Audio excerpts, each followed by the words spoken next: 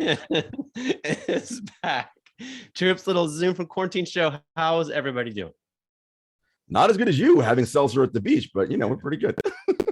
Actual surfing happened. It's great. Very relaxing. Okay. Sounds like you really let your hair down.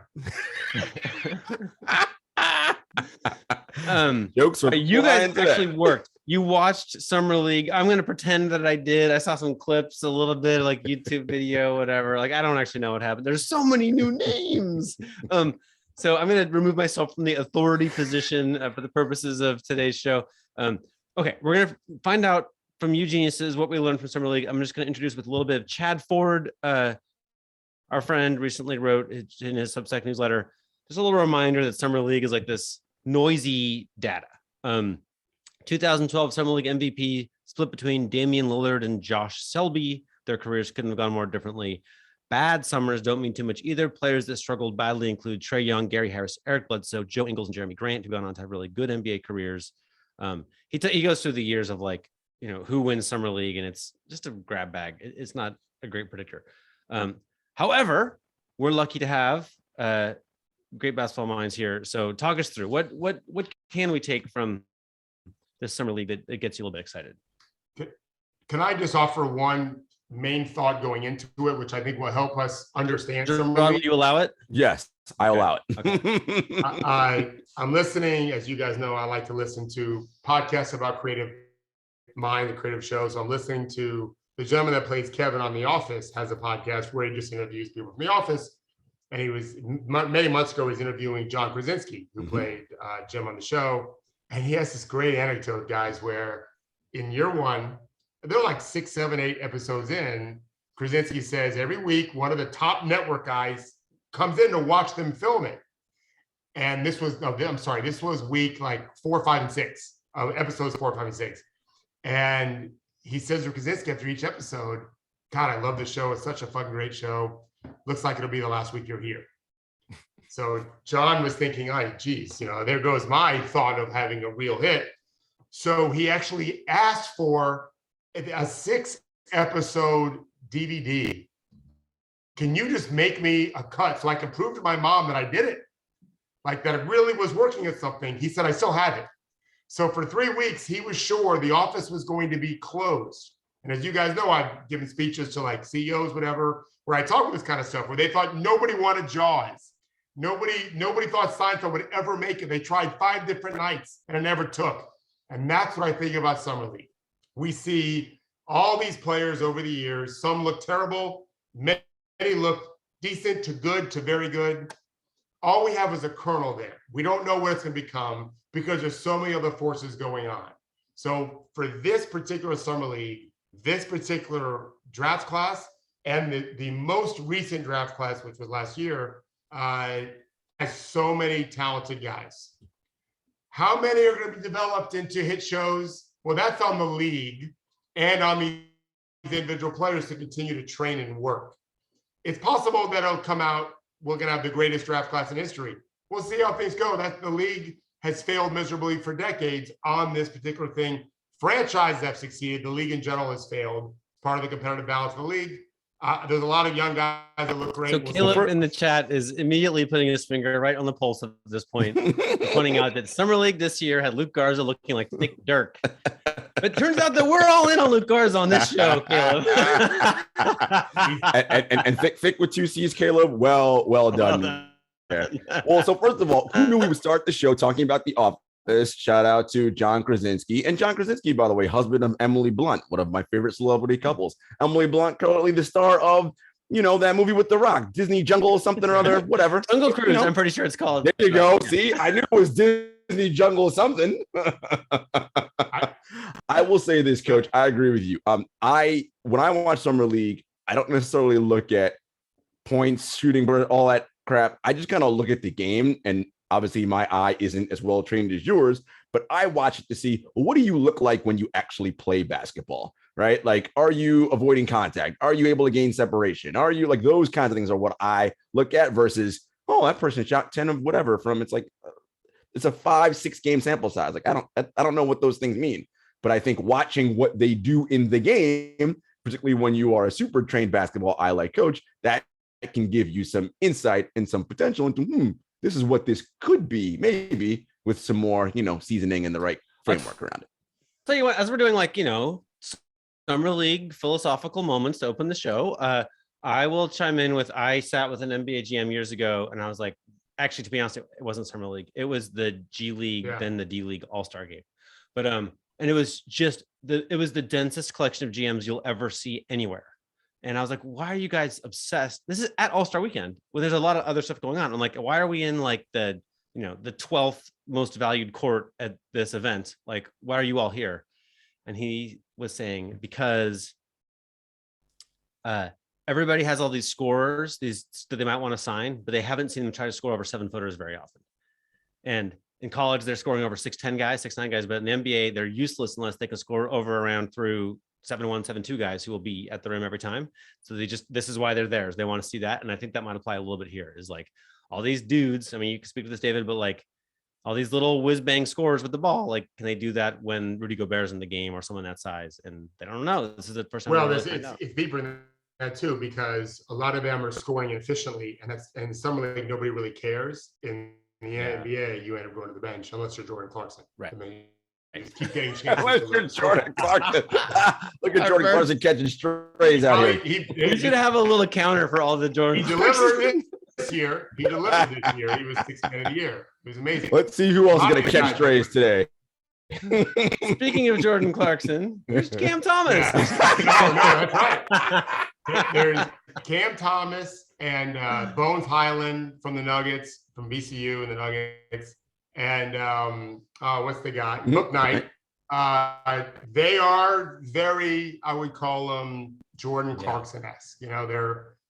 They're skilled scorers, shooters. They're happy to take a lot of shots. Jalen Green, who is another tier above, because I think he'd be more efficient than those guys. He's more skilled, more athletic, young. They all kind of play the same way. And scoring it's important to be able to get to score. You've got to learn to do it efficiently to some degree anyway. And you got to get to the free throw line, which I put in the document. I don't know if Jarod's seen it yet. Do you know who leads the NBA Summer League in free throws attempted per game at 10 per game? He ain't little, by the way. Oh, who does lead in free throws? Bull. Oh, my guy, Bull. At a game.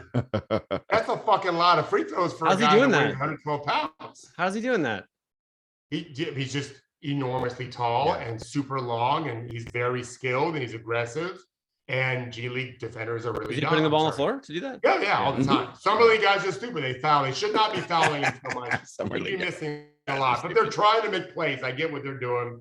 They're trying to be aggressive, but that's impressive. So let's talk about the rookies first, okay? Jarod, have you seen this document?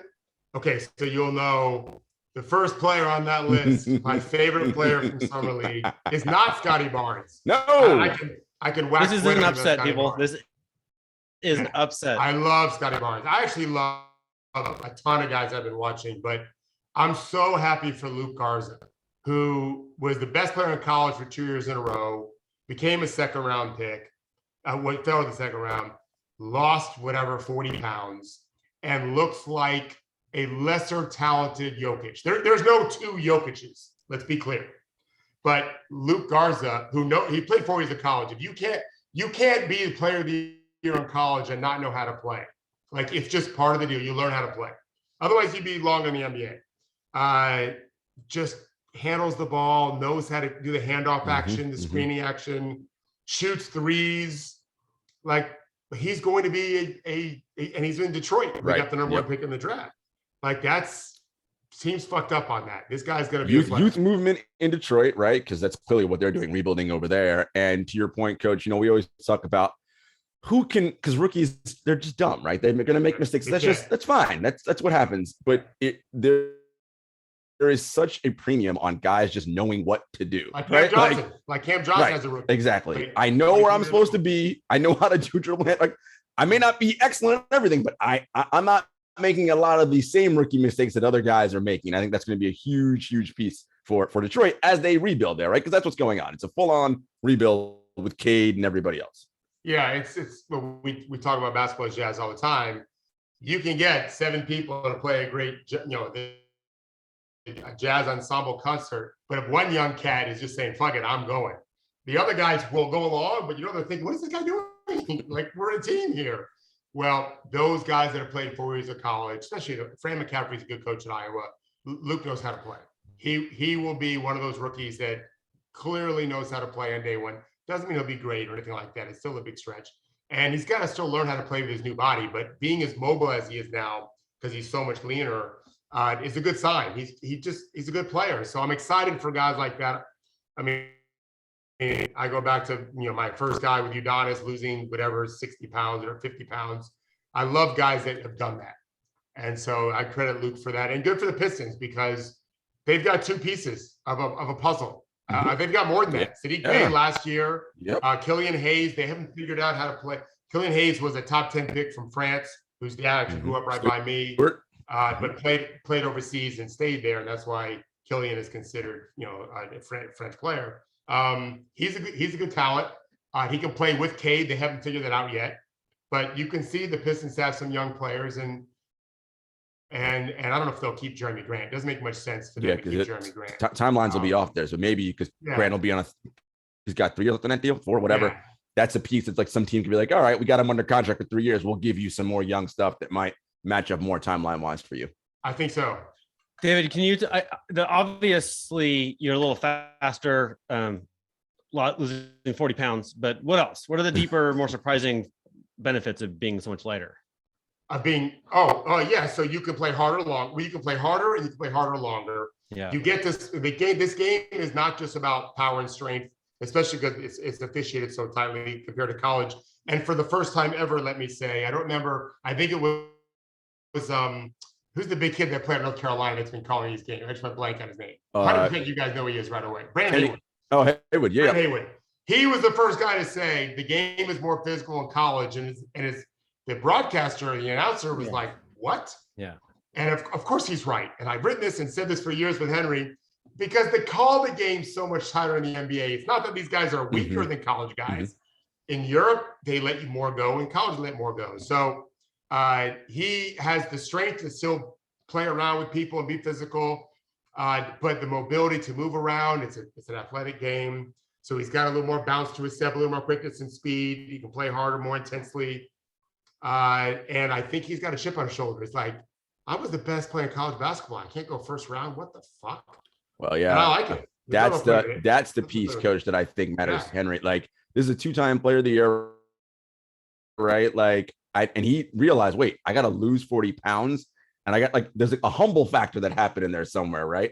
And now in his brain, like, I'm a 2nd-round pick. So which means my money's not guaranteed and I'm not even going to make a roster. So it's like all those things are now, now I'm going to show you the hard work now. That's the part that comes into it that you can't measure and you don't know until you see.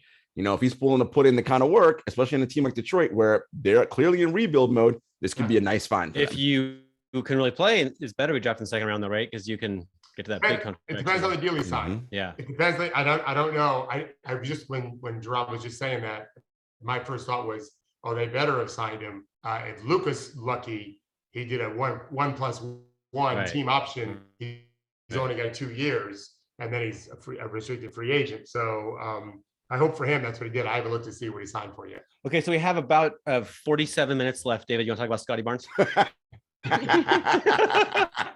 I was driving home from a workout right before this started with my son, and that just hit me. I'm like, wait a second, we're getting to watch Scottie Barnes play tomorrow. Like, he and I were both so giddy. He was texting with Scottie while he was out there. I'm just a fan that way, but he's only had a couple good games, exciting games. The other 2 games he was okay, but wow, is he a talented player? Just taking 13 shots a game, scored 23, and he scored 18 and 10 his first game, had 23 his last game. He's one of the few guys that's in the top list for scoring, rebounds, and assists. His defense is unbelievable. They're all talking about it.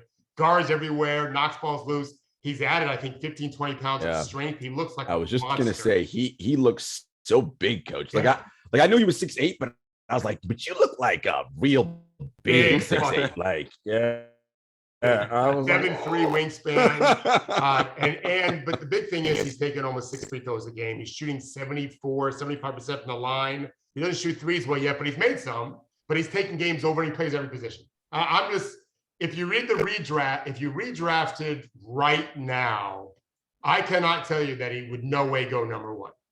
I'm not saying he would. I'm sure Detroit loves Cunningham. And Mobley, it's harder for Mobley. It's hardest for Mobley because he's so weak compared to everybody else. He's so skinny. Although he looked good, I'm very, very high on him. Jalen Green, super exciting, but I would take Barnes over a one-dimensional scorer. I would take the guy that can play all 5 positions in the way the game is played right now. But he's not alone. Like, there's a bunch of good players. I guarantee you Toronto is thrilled. I know they are. I've talked to them aside. They're fucking thrilled. Yeah. Yes, I love what I see from him. Like, just immediately, like, defensively, I was like, oh, this is all right. This guy's ready to guard people. And, you know, we always talk about this, Henry, right? Like, offense is the easy thing for our eyes to see, right? So we know what that means. We know what it is. But, that half of the ball matters, of the court matters, right? Yeah. Like, and he's really good at that. Like, he just competes, right? And that's the other thing. Like, your compete level. And that's, again, you're not going to know until you watch these guys do it to see, okay, who's really competing or who's, coach fake hustling or fake competing. You know what I mean? I told Henry, he's one of the rare guys that's a we player and not a me player, but he has to learn you have to be a me player if you want to be a star. This is what Marvin Williams could never figure out. Yeah. Right. There's a long list of guys who really know how to play, but don't know how to run for themselves. Many of them can't. So it's not even relevant to discussion. This guy can. And so just like Giannis, if you learn to be that guy taking 18, 20 shots a game, get the free throw line a bunch, whatever, well, then he's a multi-time all-star MVP level player. I don't know if he'll get there, but I think he's got a shot. I really do. And he's showing this week, he's not afraid to be the man. He's watched a lot of Kawhi Leonard, I'm guessing. Yeah, there's a few guys that I compared him to. That's one. Though he is not the Kawhi Leonard clone in this summer league. There is a Kawhi Leonard clone. Okay. Have you seen? Hey, he's from the same school. Have you seen Pat Williams play Jarod in this thing? Well, so Pat Williams, right? Let's give him. He gets like a little, not an asterisk, but like this is year 2 of summer league for him, right? So he has a little bit of a leg up in like how he's approaching it. But yeah, look, we talked about it last year. We love this guy. We think he's got a lot of potential. The question is he in the right environment for it to happen? And we got to talk about the Bulls for sure on Friday, Jarod, because there's some questions now about why aren't they offering Zach LaVine an extension? I don't know about that, but anyway, Pat Williams to me looked. If you're watching from far enough away, or if I just take my bifocals off, he looks like Kawhi Leonard on the court. He looks like how Kawhi plays. He's just this big fucking strong guy, though he's more athletic than Kawhi. So I thought Jalen Green is probably the guy most people are excited about. Most excited about. Great score. Had a lot of assists, I think, in one game. Henry's got a lot of flair to his game. Houston had a 4-player draft. Drafted 3, traded for 1 in Sengun. And all 4 look like hits now. The odds are not great that they all be hits in Houston. But, yeah, they look good. Green being the most exciting one. People are predicting he'll average 25 a game this year. I'm not one of them. But I don't know what Anthony Edwards averaged. He might get about what Anthony averaged, 20-something, right? I mean, 25 as a rookie is, unless they let him shoot the ball as much as he wants, then sure. But I don't know what else the plan is down at Houston. Well, they still have, John Wall's still on that team, yes? Oh, they have Kevin Porter Jr. They got Christian Wood. They got a lot of people who are going to be like, you ain't shooting the ball 25 times a night here, son. Maybe. He's gonna be like NASCAR. He's gonna have some really exciting moments and some bad crashes. Caleb, 25 points per game as a rookie on 40 shots. Right. That sounds about right. Yeah. He's one of those guys that can get any shot he wants. I don't think any of the guys really know how to play except for Barnes, who can't do that. Barnes can't score 25. It would take him 50 shots. That's not who he is. But he knows how to play. These other Cam Thomas from Brooklyn can really score. He can. And we were talking off air. He came from LSU. He's a one-dimensional scorer, very Jordan Clarkson-ish.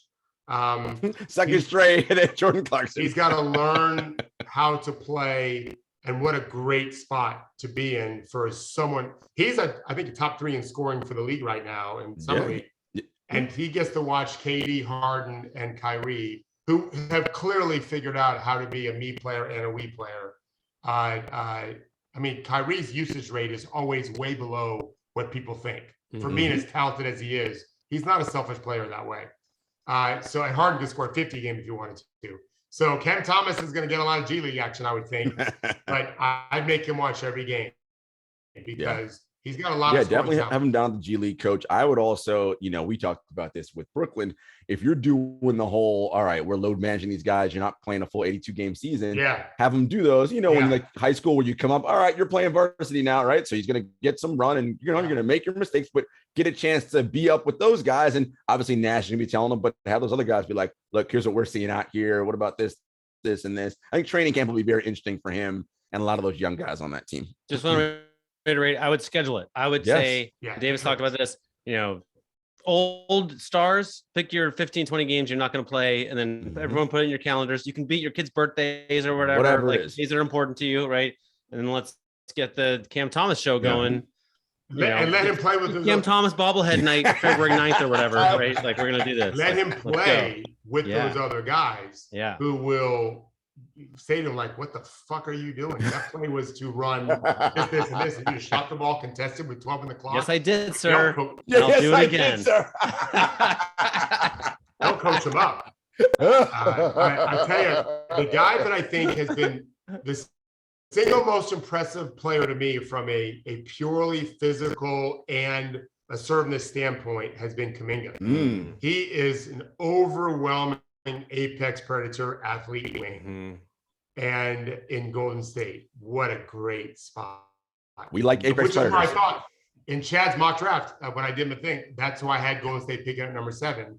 And I thought that he and Wiseman are the future, right? If they can play spot minutes early on, great. But that's who you move on to as Curry gets to the last year or two of his just recently signed enormous contract. He becomes the Mike Miller for the Miami Heat. And it's the Wiseman, Kuminga, and Moses Moody, who's a nice player. I don't know if he'll get there. I don't know if he'll be a great player. Like he missed a chance to say Jordan Clarkson there. No, Curry's not going to take shots like that. Clarkson is so unconscious as a shooter. Look at that. So he's catching all this trade. So, Coach, look, you were talking about Kuminga, and I like the stuff I've seen from him as well. You mentioned something in the doc, and I agree with you. Wiseman not playing summer league, like this is. Look, it's early, so I'm not right in the. I'm anywhere near that stage. This isn't good, right? Like another year of no early basketball, right? Because we know come training camp time, Curry, Draymond, they're going to be where they need to be. And he's going to be playing catch up again. And that's not good for him. No, it's a concern. Yeah. I mean, I would have him play some G League and let him feel like he's the man there, but also work on rebounding and defensive rebounding, especially, and setting great screens and not just popping, but rolling a lot. They need him to roll more. Speaking of Golden State, I'm sorry to speak out of turn, Henry, but Jarod, I keep thinking Kevin Love on the Warriors. Like if he's going to get bought out, which they may not do, they've got some talented players.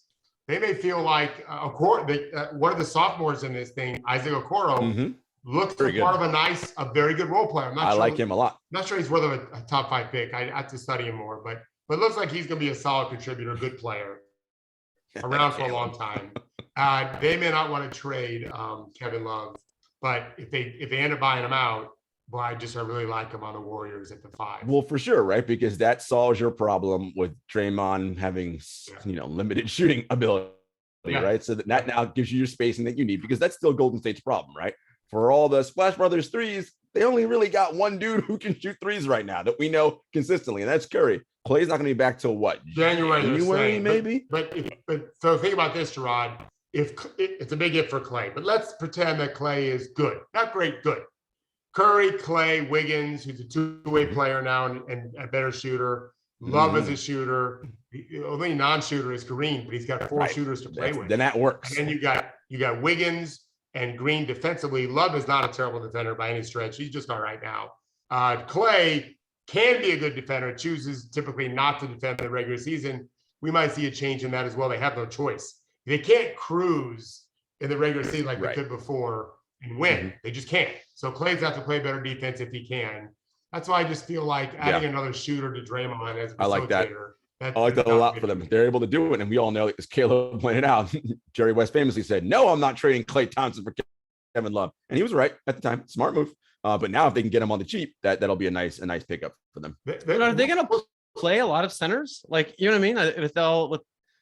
with the players they have, like, are you going to play a lot of Looney or Weissman? Well, minutes? I think Looney would probably be part of a deal. Yeah. Because he's a serviceable player. So I don't Yeah. think he'd be there.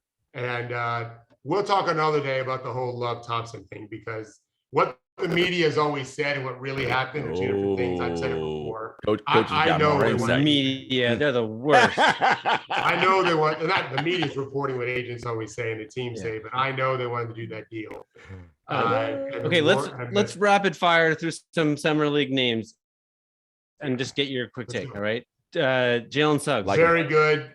Shot it okay, which is a big thing for him. They maybe 36 and a half, 37% from three. Looks the part. He's going to be a long time starting point guard. I don't love his, all NBA prospects. He's got a chance to be an all-star two-way player. I don't like their second pick. I like their first pick a lot. I don't love Wagner, but I like him a lot. Josh Giddey played for like 4 seconds. I think he scored once, Jarod, and got hurt. Yeah, not a whole lot. Yep, not a whole lot of tape on him. Yeah, I do. I will say this: I like Maladon, who played for them last year. I liked him a lot. I think he's French. I liked him a lot for the Thunder. I think he's got a chance to be in just one of their many good young players. Thunder, doing smart things. Yeah. Evan Mobley, like him a lot. Yeah, really. And the Cleveland ran good stuff, and they played him in the pinch post a lot. And so did Golden State. They played Kuminga in the pinch post, which is surprising. Let him make plays. The Rockets did with Şengün. That made more sense. I will say this about Mobley. I talked about before, we want to see him and Allen play together. The challenge with that I'm seeing now, as I saw through Summer League, is you have to play him at the 4 because Allen plays the 5, right? And Mobley just doesn't do enough of the offensive stuff at the 4 for it to matter. So that'll be really clunky seeing him at the 4 right now. But to your point, we saw him handle the ball. Right, Mobley's got a decent looking shot. Doesn't win a lot yet, but it's a nice looking shot. I have confidence that he'll develop that part of his game. He's super athletic, and I thought his hands were good. His motor was good. He's a young kid playing. I mean, he's young. He's a teenager playing against hungry dudes. If I'm Cleveland, I'm very happy with his. I love him. Get his weight up a little bit. Yeah, he'll add muscle. Keon Johnson. I loved Keon. I thought he should have been a lottery pick. Most athletic guy in the draft, youngest guy in the draft, plays hard. No idea what he's doing. Best game was his last game when he scored 17. Yep. No, I mean, shot selection, putrid. I'm not going to say the JC name anymore, but that's. No, come on. We have the counter. He doesn't have anything close to JC's game. He doesn't have anything close to that. But he's a way better athlete. I love his instincts. He reminds me of a young Trevor Ariza. Maybe even more, definitely more explosive than Trevor. Remember, Trevor went down in the second round. Clearly, that was a mistake. I think he's going to be. I think the Clippers have a nice team. They just don't have Kawhi this year. Yeah, Keon's not going to help them this year, but he's down the road. He'll be good. Love his athleticism. He gets off the floor fast. I like him a lot. Look at Caleb, young Flip Murray. Throwing out the not a Flip Murray.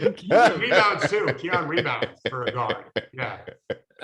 Those are rookies. Now we're gonna roll in some veterans. Desmond Bane. Well, I love the Grizzlies. So this guy, although I don't know what they're doing now, we got Pat Bev on that team. Oh God, what is happening? But no, love Desmond Bane though. Love him. If it was a 2-man per team battle royal, Bane, Pat Bev, pretty good. Jimmy Butler, Udonis, Jimmy Butler, UD versus those two, pretty good. There's some blood on the court. No, he's a big. That is what they're doing. To be clear, right? What they're doing. What did he shoot from? What is he? 69%. Yeah, he's killing. Shot great in the regular season. Yes, he was excellent last year. Look, Memphis.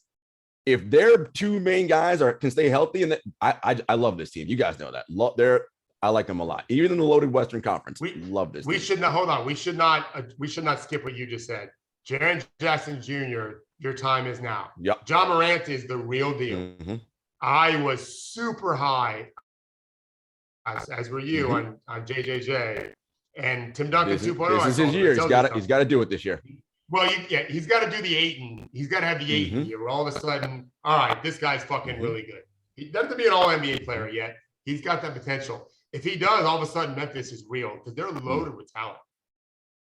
Guys that can play. When they have A lot this, of guys. they've drafted very well and developed all these young players, and we saw them in the playoffs. They or the play in, I guess. Am I? Yeah. Right? No, But they played Yeah, so they Right, beat Golden State in the They won play in, lost and then they 4-3. got to the playoffs. I've had a lot against of Utah. hard seltzer, you guys. Right. Yeah. Something I doubted myself. Yeah, right. Valanciunas was amazing. Right. It's all come back to me now. So the question is, they have this cap room. What do you do with it? And you're probably not going to get some dreamy free agent to take it. So now you get a little bit better draft pick, right? They got an extra lottery pick and the random veterans you can get from facilitating the Clippers needs, right? Is that kind of Well, they got Kyle Anderson, who had a career year last Yep. year and still in his Excellent. 20s. And it really fits with the way the game is being played now. He's Yep. always been a plus defender. Last year, he was a plus offensive player. They've, this Desmond Bane guy's good there. And now they've got Steven Adams. Oh, by the way, you want to do a 3-team battle royal? Yeah. So Bane, Pat Bev, and Steven Adams? And I don't think anyone can take that. It's a lot of Also, strong. like the Sixers Thunder process style rebuild is basically you don't take on your Steven Adams character until you're adding to a really good team, right? That's the model. You keep. Memphis is like, no, we're going to hybrid it a little bit, right? We're going to mostly have our picks and young players that we've acquired cheaply, and now we're going to add Rondos and Pat Bevs and Steven Adams and Rondo maybe won't that be. works. Yeah. Okay, but they got him. I mean, I'm not arguing your point. I'm bringing up that you say Rondo. I don't know where he's going to go. They're going to move him. Memphis, they had Valanciunas. They sold high on Valanciunas. They've saved money on their deals. We're looking at a franchise that was run really well for a short period of time by friends of ours. Then the new group came in. I thought they did not run so well. I don't really know the guys running it now, but they're doing a hell of a job. I think and John Morant is fucking amazing. That all of those fringe pieces, Henry, you're talking about, we do it when we're really good. They're betting that this year they're going to be really good, right? They're betting what Coach just said is that, okay, Triple J is going to be, that approaching all-star, all-NBA type guy this year. Because once that happens, then they're fine, right? Yeah. Then you're talking about they're a 6 seed, a 5 seed, like they're playing now. Hey, and Henry, you'll love this. John Morant has been in all the games all week. Yeah, he has. Right there, plugged in. He has taken ownership of this group. It's cool to see. And I guess like a city that sold tickets with Tony Allen is a city that sells tickets with Pat Bev. Right? Grit and grind, 2.0, bringing it back. Yeah, they can't break that. And their coach, he's good. Coach is good. Taylor's good. He's very good. Okay, moving on. Devin Vassell. Yeah, the Spurs really let him loose, and he's not been efficient, which is, people forget, we've talked about this on the show. Zion had like the single best offensive season in NBA history. If you looked at advanced level metrics, Devin Vassell was number 2 in ACC history. Number 2 for the Florida State team. And he has not been efficient. He's not shot well, but I think he's averaging a lot of points. They shut him down after, because they played in Salt Lake City too, Henry. Right. So they played in 2 summer leagues. He's not played at a couple games in Vegas, but it can really score. It really depends. We're going to get to Trey Jones. We'll do it now. Trey Jones. I love him. I love him, Jarod. I loved him in G League. Crazy athletic, plays hard as hell. They've got a bunch of guards that defend and know how to play. Shooting is an issue. Vassell, I think, is a good shooter. Trey Jones isn't, but has gotten better. With Derek White, who maybe they will trade this year, they've got a lot of defensive-minded guards that know how to play. Some of them got to score better. Jonte Murray being the most obvious one. But I love Trey Jones. I think he's a player. Yeah, liked him when he in college. He got a little bit of run. Was he early in Memphis? But before he got moved, I like Trey Jones a lot. Yeah. I think he's fun and having a good summer league as well. He's also won the, hey, this is year 2 of me being in summer league, and I'm pretty good at this. And then he gets summer league last year, but they got a lot of playing time. Yeah, Jones played a lot in the G League too in that bubble. Tyrese Maxey. Well, that's a Henry guy. We know you love some Tyrese Maxey. He's big for the Sixers, right? Like, first of all, we have to figure out what the Simmons domino is going to be. Are they keeping him before training camp? Are they going to wait? Whatever. But he, I think, can be so huge for them. I love what I'm seeing. I mean, he looks like that kid that like is playing varsity ball with like 8th graders. Sometimes I'm like, all right, you're too good. I spoke to him and his dad when he was leaving Kentucky. They called me and just wanted to kind of get a lay of the land of things. I was very impressed. I told them I think I offended him because he asked who do I think he most can play like, and I said Kyle Lowry. And I think he didn't. I don't think he thought I was a jerk for that, but I think he wanted me to say Russell Westbrook at MVP level. I am sticking with my Kyle Lowry call, especially all the money Kyle Lowry's made. Maxey should be so lucky to be the next Kyle Lowry. But I think Jarod's right. They're going to trade Ben Simmons. We're going to get to that. I guarantee you, Daryl Morey is going to fight like crazy to keep this kid. He's got 3 more years on a rookie deal. He can be their starting point guard. He is a good two-way player. He's been one of the more impressive guys I thought in this little league that he's in. He's a high level NBA. Do you notice the tone shift? You notice like Assembly Talk's been like, hey, and then it's like, that's because we know we're going from summer league gym to guys that can help you win a championship. Exactly. There's a little more gravity to that. I got to get my big boy. And if you're a team that they're giving up that you want to get Simmons, no doubt you're probably asking for Maxey, right? Oh, or Tybal, or right. You want all of them. Yeah. And you want Paul Reed, which I've been saying every deal I do with Henry. I always include Paul Reed, who's on a nothing contract, who just had a 2020 game yesterday. That dude is really talented. He's not have a great summer league. He had a good summer league. He had a great last game. 27-20, 4 assists, 4 blocks. And I don't know that he's 20 yet. He's a young player. And he's an unbelievable defender. I think he's a really talented two-way guy. The Sixers have an enormous riches. Listen, guys, 20 and 20 games. I don't care what level you're doing it at. Yeah. That tells me something about you, right? Like 20, it's hard to get 20 rebounds, man. Like you got to work to get 20 rebounds. I like him. What's his wingspan? Anybody know? Looks like large. That's safe bet. I'm going to go with Coach on that. Large sounds about right. Yeah, he was very good in the G League. One of the best players in the G League. For Delaware, I think he played. I think that's the Philly team. No, he's like Daryl Morey's got an embarrassment of riches. It's really we're talking about the 7'2" wingspan. Yeah, almost Scottie Barnes wingspan. Yes. Yeah, right. It's too bad that Ben Simmons just had that. Ben Simmons is not a terrible free throw shooter all the time. He was terrible in the playoffs, and then refused to take that layup and get fouled, whatever. And now they have to go. I know we're going to get to that, Henry. It's too bad because you're going to probably attach some other players to that deal if you're going to get a Dame Lillard or something. And it's too bad because these guys are all really talented. Not all of them have to hit for Philly to make it work.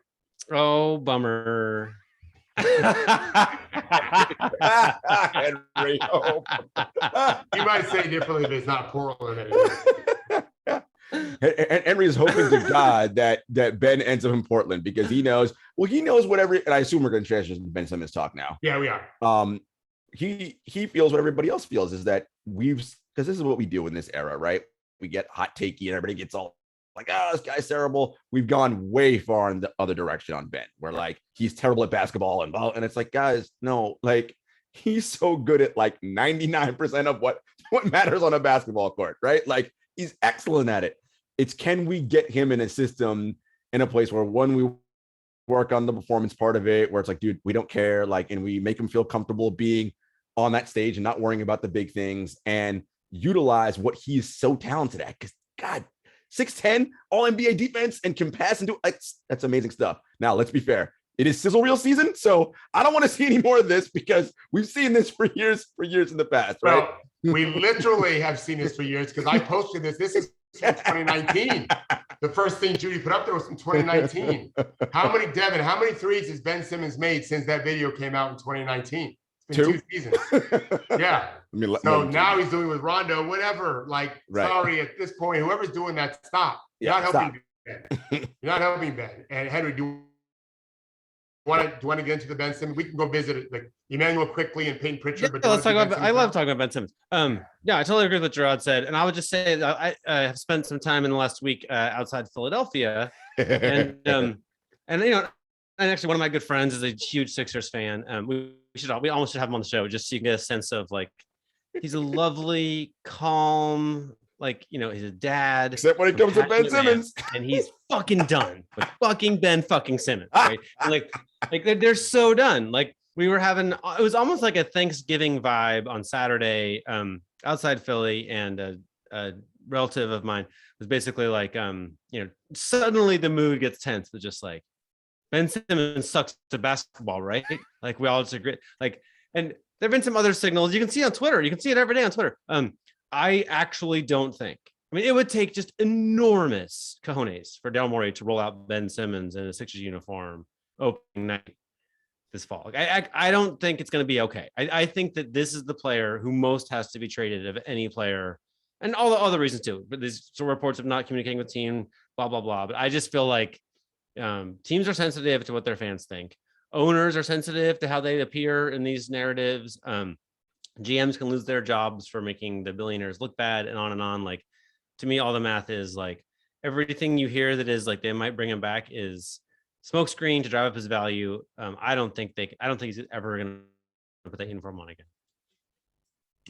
I don't disagree. It's like I said, it's too bad because the team will be loaded. Where the deal is, good. Yeah. Where the deal is, I don't know. I don't know how Damian Lillard can think Portland is going to be fine. Like, I don't see how you look at that team and think you're going to be fine, which means you got to look at Philly, right? Damian with Lillard, if you keep any of those players, is really good. But I think Daryl Morey is. I know he's selling really high right now. Let me rephrase that. What he's asking for is ridiculous. I've had quotes from GMs. It's just a starting off point. Daryl's setting this. You know, if a car dealer is always starting at the highest one, right? And if you're being asked, what do you want to pay for? You say $1. You start at the lowest level. You work your way up. So I think what Daryl is doing, but I think you're right. I think they're going to have to trade. Did you guys read the John Hollinger story about Daryl's trading style? Yeah. He's basically like when they were in Memphis, like, you know, like Daryl's front office calls way more than any other team. And they call like super crazy offers every time. And they just call and call and call, but they also trade more than every team. Like, to your point, this is like, there's all this research on anchoring, you know, you say a crazy price and you don't get the crazy price, but you do improve the ultimate price. Right. And, you know, well, who do they ultimately want? I feel like hiring Damian Lillard's Weber State trainer buddy coach, Phil Beckner, is a little bit of a tell as to who they want. Right. We've talked about that, but I do think it's it seems to me like either the Blazers are going to make some bunch of other trades in the hope of keeping Damian happy. And it sounds like we're speculating a little here that the Blazers play here is to try to buy themselves until the trade deadline, to just impress Damian what they can do. I say that because one reason is two journalists who are super connected to Neil Olshey have published stories in the last month saying like how amazing Neil Olshey is, particularly at the trade deadline. And if you're Neil Olshey, this is what you do, right? You buy a little time, right? You try to buy a little time. Maybe everybody loves Chauncey Billups, right? Maybe the team goes on a 15-game win streak, you know, then problem solved. Maybe you find a way to resurrect Michael Beasley's career by playing him in summer league, 30 minutes a game. And Emmanuel Mudiay, who I think is already signed with a European team. I love Mudiay, but that was weird to see those guys. And Antonio Blakeney too. I think for Simmons, one is that, you know, we always talk about, obviously, you know, him and Embiid, the pairing there.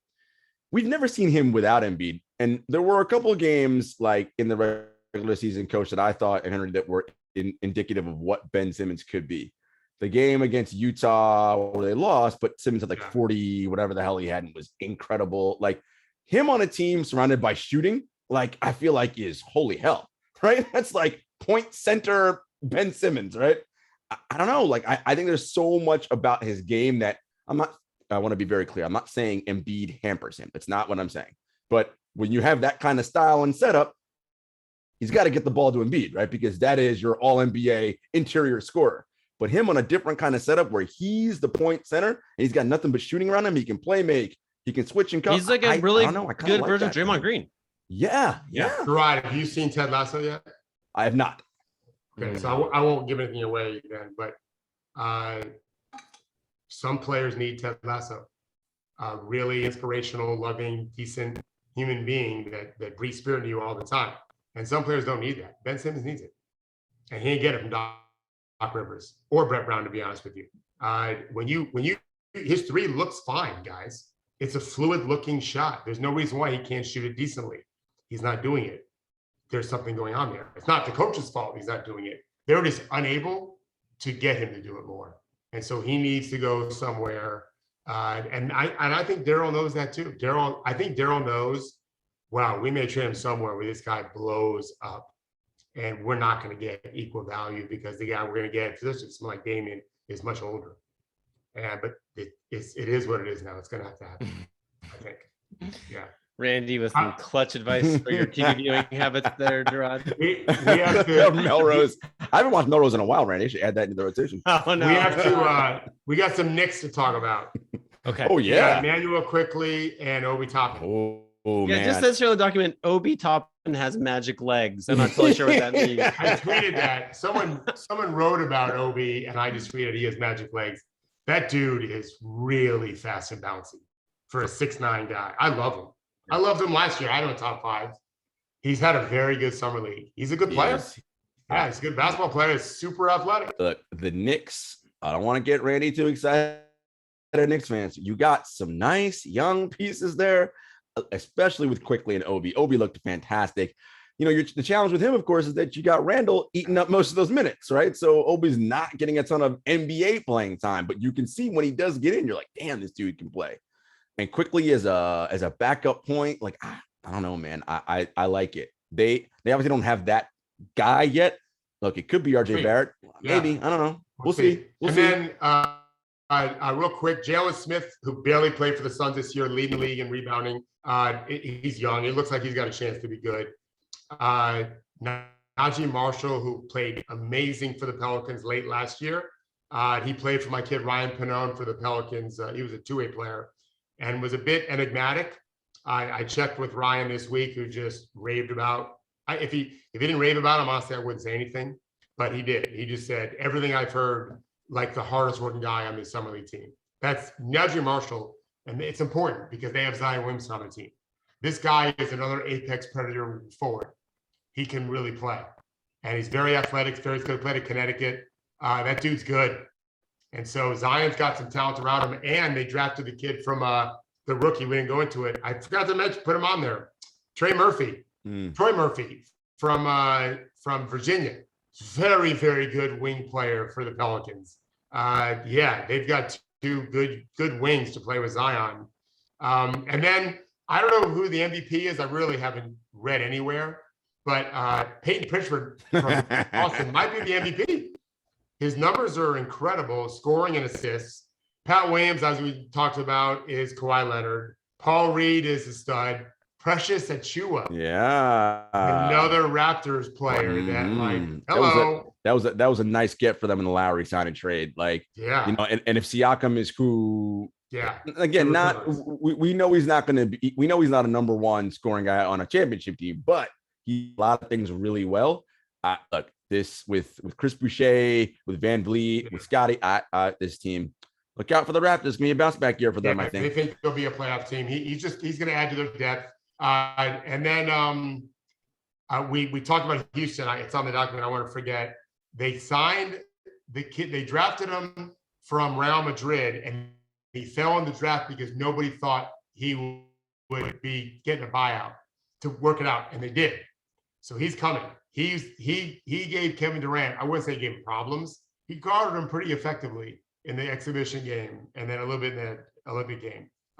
Can't score, but really athletic, defensive-minded player to go with Sengun and Green, and of course the other guys from last year, Jarod mentioned, and Josh Christopher from Arizona State, who's a bully. Is a 6'5" bully guard. When I say bully, I mean watch his highlight tape. He just runs you over and scores sometimes. They've got it. Aren't there rules against that? I thought there were rules against that. They're going to be bad this year, but I like their future. They've got a future. I don't know if they'll manage it well, but they got a chance. Right. Yeah. Do they have the stomach to weather we're going to be crappy for a while? Like, and that's the thing too with New Orleans. We touched on them really quick. they're doing everything they can because they're seeing the future. They're like, man, we can't let Zion leave when it's time for his. And that's what they're. And I hope Griff and people know what the hell they're doing down there. John Hollinger tweeted something with the hashtag like Operation Save Griff's job. I mean, that's what happens when you fire your coach a year into the season. Yeah. When Zion Williamson's on your team, like Zion's going to sign the supermax extension. Let's put that done. He can do the biggest deal he can do for his team. He's going to do it. And then he's going to demand a trade. Yeah. Don't you think? Isn't that what Porzingis did? Essentially, right? Didn't he sign a big deal and then got a trade? Yeah. They're not going to pass up on that. Lock up the money and then say I'm out of here. Right. If things don't change, which of course they could. Speaking of that, Kawhi Leonard, everyone thought he'd do a 1+1. Re-upped. Coming off of he's got ACL tear. He had a partial ACL tear surgery, and he did a 4-year deal. That was he gave away money, guys. Yeah. Did he do it because his agent fucked up? Did he do it because it gave the Clippers a little more flexibility? It gives them stability. They can now build for the next 4 years. In theory, they know that they've got Kawhi committed, and maybe he really likes being at home. It seems like he does. Paul George is, they're on that same page. But it also gives the Clippers more financial flexibility because they save money with them. I wonder what. I mean, he's been nursing long-term injuries since San Antonio. Yep. Oh yeah. So that's the other reason. Sorry. Yeah. Is it because it's a hedge against his injuries? This was an ACL tear. Yeah. So yeah. And whatever else, we don't even know what else, right? Like,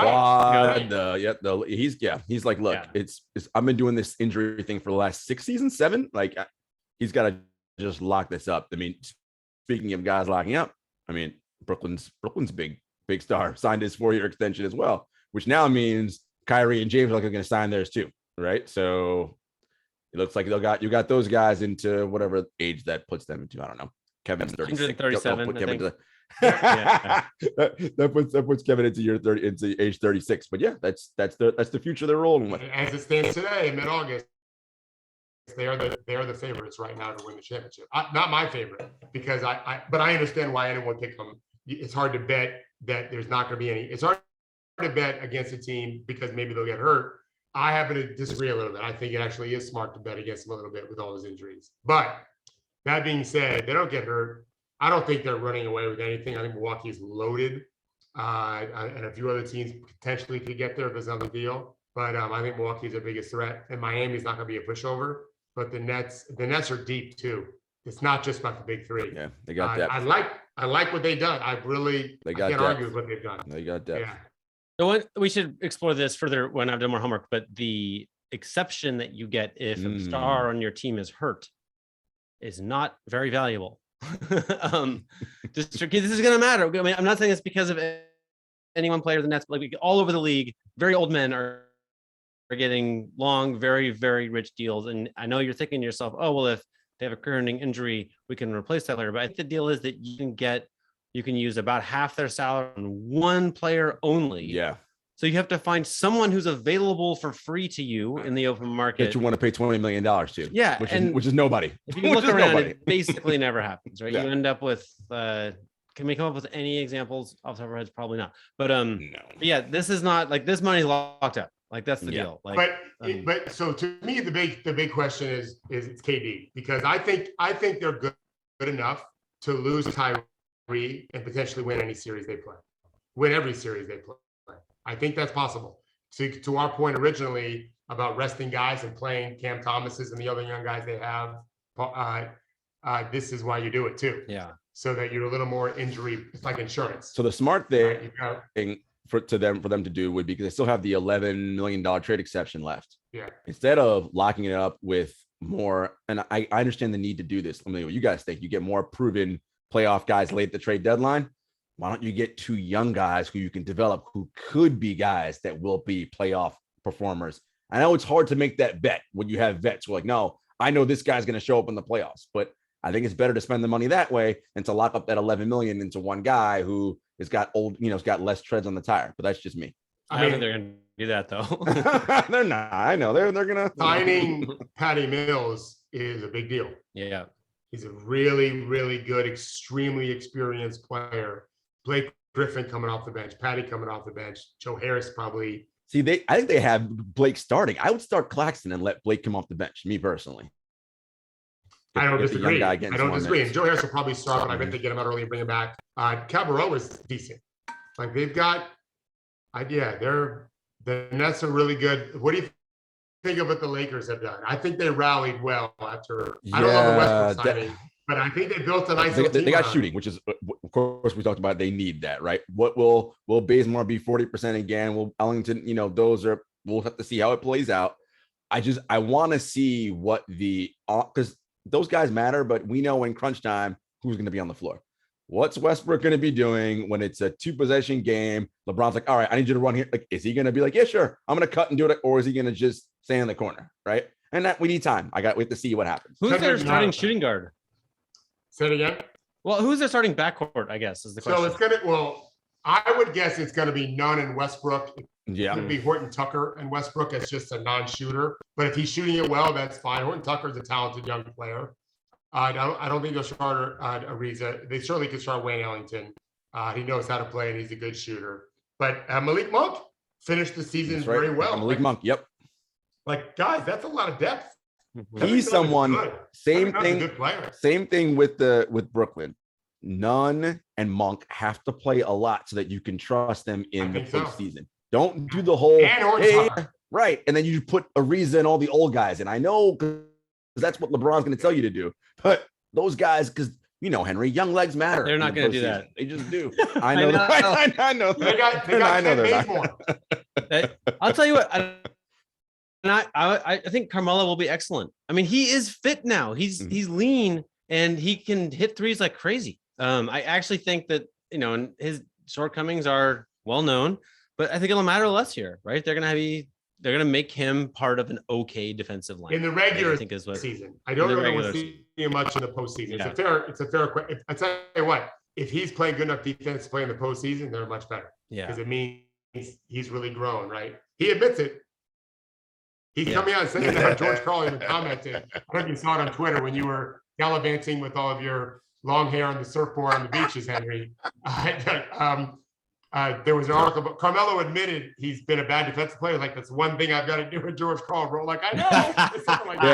Like we know Melo. We've got 15 years of game film. Yeah. We know. Well, did you see the thing like when he joined the Lakers, he tweeted like something with like 75? You're talking about what I'm talking about? Mm-hmm. Like Carmelo, joked that he was 75 years old, which was like I thought kind of awesome. He seems like a very funny guy. All right, before we leave, I want to hear Jarod. The schedule's coming. Like in the next week, we're getting the schedule. What's your? I put it as the document. Christmas Day games. Yeah. What's your Nets, Christmas Lakers, Day Bucks, Suns, Warriors, Clippers, Bulls, Knicks, and Heat. Sixers. That's what this one guy wrote. But what do you? They'll probably go Nets, Bucks. It's one game. Lakers. You don't think it'd be Bucks, Suns? I think they're gonna still worry about the Phoenix audience. They're gonna worry about that still ratings wise. I think that's they're gonna still worry about that. Yeah, they're just gonna because they know they can do the whole Giannis Satoshi, half a foot away, whatever. Lakers. Clippers, Lakers for sure is the other one. Nuggets, you might do Nuggets Suns late game, the 10:30 rematch. That'll work. Warriors. Oh, I like that. That's a nice one. Have the Warriors come east, maybe? Yeah. I like it. The pressure's always on. There aren't enough exciting West teams to fill the late part of the schedule, right? Yeah. The crappy teams that sneak in are always playing at 10:30, right? Like that's what's all. Everything skews east, right? That's just how the NBA's schedule, national TV schedule goes. And then Knicks Sixers. I would do Knicks Sixers. So I would start the day Knicks Sixers. You know who I might actually take off of that? I know. Oh, sorry, Randy. Hawks. I think you might have to put the Hawks on Christmas Day just because of trade they're and all that. They got Jalen Johnson, who's had a great summer league from Duke, and Sharif Cooper from Auburn. Randy, fine by me. And if the Knicks are good, if the Hawks are good, like if they're like, and all of a sudden, wait, the Hawks are in the one spot in the division. No, there's going to be, isn't there going to be like Lakers Pelicans? Are they going to like? Oh, we got to get Zion. They got to sell our Zion. Yeah. We gotta sell less. Oh, Hawks, Pelicans. Pelicans. Hawks, yeah, that's okay. Maybe Yeah. the Sixers don't make it. They might not. Maybe they could Great, just and- switch that love to John Morant and have him on there. All right. We love Memphis. Judy is at the beach, but not on vacation in her mind, and she's still watching the clock, which means we got to go. Thank you, everybody. Thank you, Jarod. Thank you, David. Thank See you, you guys. Friday.